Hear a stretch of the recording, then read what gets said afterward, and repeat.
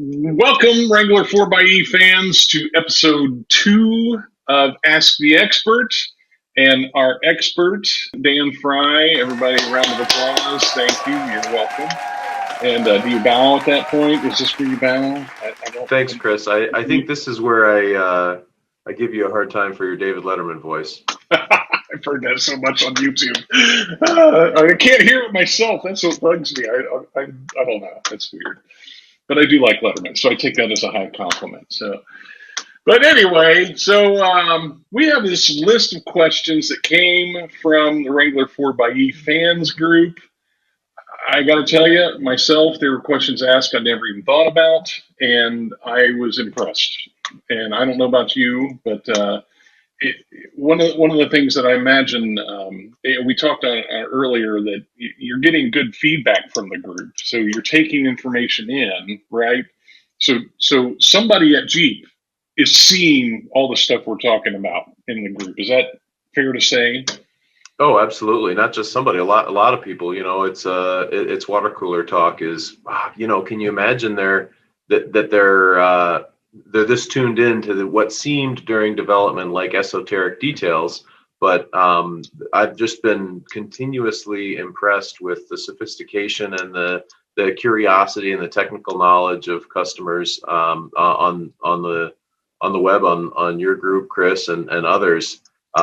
People who understand plug-in hybrids, people who are really passionate about Jeeps, and people who are excited about what it means when you combine those technologies together. So it's just been every time I interact with with the social media channels that are dedicated, it's been really inspiring that the product is resonating with people. I mean, I don't know if you know this, but we're talking about the best-selling plug-in hybrid in America, and just a couple months after launch, it's amazing how it's really sort of hit its stride and captured the imagination of people. And outside the Toyota Prius Prime, from what I understand. So I'm told, yeah. Which, yeah, I don't know. I mean, my dad told me you should always compliment your competitors, and therefore I'll say that our competitors make excellent vehicles, but they can't do the Rubicon. Yeah, exactly. Yeah, so that's exactly it. So we've got these questions, and that was the whole point of this episode, and the episodes that will follow thereafter are, let's ask some questions of the expert and get the expert. That's not opinion. This is somebody that knows what's going on, so that knows these answers and isn't speculating. So let's just start at the top. What do you say? Top 10 list, top 20. I don't know what we're going to get to. We're going to see how this goes. That's very Letterman, a top 10 It list. is. I didn't even mean to do that. So, gosh, it just comes out apparently. So let's just start at the top of the list. One of the questions, some people express it as a complaint, some people express it as a wish, is Jeep looking into a technology to increase the battery range, what our European friends would call autonomy, I learned, is we use those words differently. So what's Jeep looking at as far as the future of the Wrangler 4XE and its electric-only range? Yeah, let's first address, because you mentioned the European market, and obviously we're having this conversation shortly after the European market launch of the Wrangler 4XE, and so the European regulatory bodies use slightly different test cycles than the United States Environmental Protection Agency, which is how we get the 21 miles all electric range in this market. Can we say it like this, the 21 miles? Because a lot of us are getting more than that, right? I mean, I'm averaging 24, so. Yeah, it's not what you drive, it's how you drive it. But obviously, there's a trace that we have to follow, and that trace has yielded 21 miles. And just to be clear, that 21 miles is from 100% charge until the first time the engine came on. If you look really closely at fueleconomy.gov, you'll see it says 21 miles all electric range, 22 miles gas plus electric. And so basically what that means is sometime during the 22nd mile, the engine came on, and then it went back off and the car drove electrically until 22 miles was achieved. But we're splitting hairs at this point. But one misconception I do want to address is we've just had the European market launch, and it has different numbers. If you convert 21 or 22 miles to kilometers, for that matter, you get a different number than the rated range in the European market. And that's not because of product difference or software difference. The products are virtually the same, including the software calibration is very, very similar. But the test is different. And so the way the European regulators, and for that matter, the Chinese regulators, because we've also just launched the vehicle in the Chinese market, the way and North America, the way those three regions test the vehicles differ in subtle ways. And that fully accounts for the difference in rated range. Now, as for the question, can we have more range? Well, yeah, obviously, I think a battery electric Wrangler would be a really cool product. Given the current state of infrastructure development in this country, and the go anywhere freedom machine idea of a Wrangler, I think my personal opinion is that we're not quite ready for a battery electric Wrangler yet. I think Chris, the road trip that you did recently added 9,000 miles, or well, you probably 7,000 miles to your odometer value. 4,596. Yeah. Okay, thank you. But who's counting? I should have counted on you for precision. But yeah, doing a long road trip like that is still more challenging, definitely more challenging than a battery electric vehicle. And so, since the Wrangler nameplate is all about being able to go anywhere and do anything and be independent, I think plug-in hybrid is the right architectural solution for the Wrangler right now. Maybe other products would make sense as a battery electric. Maybe a Wrangler makes sense as a battery electric sometime in the future, but today, plug-in hybrid is the right powertrain. So, okay, would it be better if there was twice the range? Yeah, you could do more with twice the range. You could do more with twice the power. You can. What's that they say? You can never be too pretty or have too much money or something. Right. But the fact is, the current range covers a majority of people's daily commuting needs, and it allows you to get just unprecedented operating cost improvements if you're sort of a normal commuter driving a Wrangler. Now maybe instead of having a very efficient vehicle and a Jeep for the weekends in your garage, maybe you can combine that into one vehicle because of what the plug-in hybrid allows you to do. And there will always be exceptions, right? There are people who are driving 200 miles a day, and for those people, if you want to drive a Wrangler hybrid, then you should. And if you want to save money, then maybe you shouldn't drive a Wrangler yet for your daily commute. Right.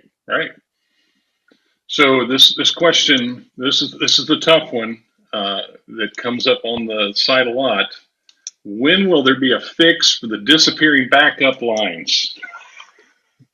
That's a softball. Hopefully, by the time people are seeing this, some or maybe even all of them will have already had an automatic over-the-air download to update their radio.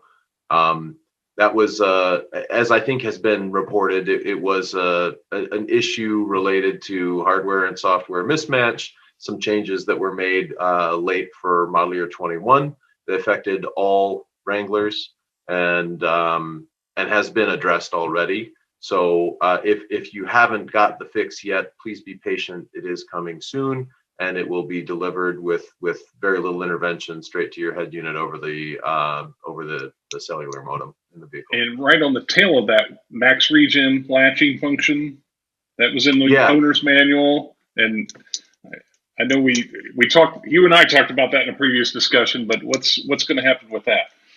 Yeah, max regen was always designed to latch, certainly for this market. The idea is when we developed max regen, and it's very close to my heart, that feature.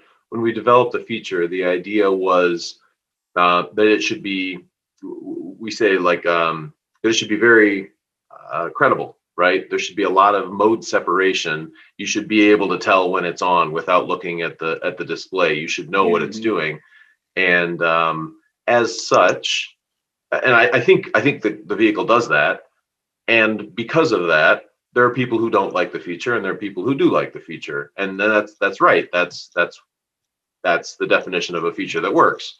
And so because of that, it makes sense for it to latch, meaning if you leave it on, it should stay on. If you leave it off, it should stay off. Um, that one is not a fait accompli. Pardon my awful French. It's not done yet, but please stay tuned. We're going to have software available for no cost for customers to. Now that one's a dealership visit, unfortunately, because it's coordinated. And by the way, it comes with some other drivability enhancements as well. But I think latching max regen is something that people will appreciate. And I hope that everybody does decide to get the software updates for other improvements as well. About half the people watching this just said, "Hey, that's good enough. I'm done. I'm turning off this video. That's all I need to hear." So we had some questions about the base model, and I know we can't talk about future developments within the company. And but what about the Gladiator? Are we allowed to talk about the Gladiator 4xE yet, or that's still future development? I think that sounds like a really cool product, don't you? It does. I think that would be awesome. So that means Sorry, we move on to the next. I can't talk about any future product offerings. That's right. But I'm glad people are excited about that product, Yes. and I think I'd like to have one too. I think that's one of the questions. I think that those are two of the future questions we get asked the most. Base model, Gladiator, that pops up a lot. Sounds good. So I saw this question asked, and I have to say I was totally ignorant because I've just not been in many modern Wranglers. My last Wrangler was a 95. So somebody asked the question, why did we lose the off-road plus feature that exists in the JLs? And I had to go and look up what that was. So can you clue us in on that in 40 words or less? Make it a Twitter, a tweet. I'll try to clue you in, but I'm really bad at brevity. Yeah, so there's a lot of cool stuff about the Wrangler 4xE. The basic off-road feature set that Wrangler has, like including some options like the 5-position transfer case with 4-high all-wheel drive. And all-wheel drive, the 4-high auto, is that unique to the 4xE? That's my ignorant question asking there. Fair question, Chris. It's standard in the 4xE. It's optional in the conventionals. Okay. So the majority of conventional Wranglers will come with a part-time transfer case in the North American market. In Europe, they're all full-time active, regardless of powertrain. So it's just it's a homologation thing and also option content thing. But we thought the most sophisticated powertrain deserves the most sophisticated driveline. So that's why the 4xE gets the full-time active. So that off-road plus, there's a button in the regular JLs, right? That's right. Like an off-road. Right. What does that do that we supplement something in the 4xE doing that? Yeah, so in the conventional Wranglers, the off-road plus does a couple of things. It changes transmission shift points. It changes the accelerator pedal mapping. It changes. It's sort of like a sport mode for off-road, if you will, and to sort of mimic like a select terrain type of arrangement like we have in the Grand Cherokees. In the 4xE, we added a couple of other like pretty cool off-road PHEV unique features, like for example, Max Regen, which of course has unique calibrations for high range and low range. So you've also got the select speed control feature, which is not a hybrid unique, but of course it's uniquely calibrated for the hybrid. And we've got some other interesting things that we do, like for example, you might have noticed this when you were off road, state of charge management. So if you shift into the 4-wheel drive lock modes, the right hand side of the shift gate, you'll notice that the battery state of charge floor will rise up a little bit, and that's to guarantee drivability. So basically, the answer to your question is we didn't want to further muddy the water. Both from, just offering too many different choices can sometimes make the vehicle feel like I'm not sure what all these things do. And so we thought, let's double down on the features that are hybrid unique that can really use electrification to advance the experience without so many features that we would risk confusion about interferences between them. Right. Oh, that's beautiful. Well, we've run out of time on this episode And we want to thank Dan Frye, of course, for giving of his time to shed his wisdom and knowledge and expertise in this field. So make sure you how do we do this? We subscribe down below, or if you're seeing this on Wrangler 4xE fans, the Facebook group, of course, you can get notifications when that comes in. But if you subscribe to the channel, hit the little bell on YouTube, you'll see this future notifications when we have our next episode of Ask the Expert. So thanks for watching.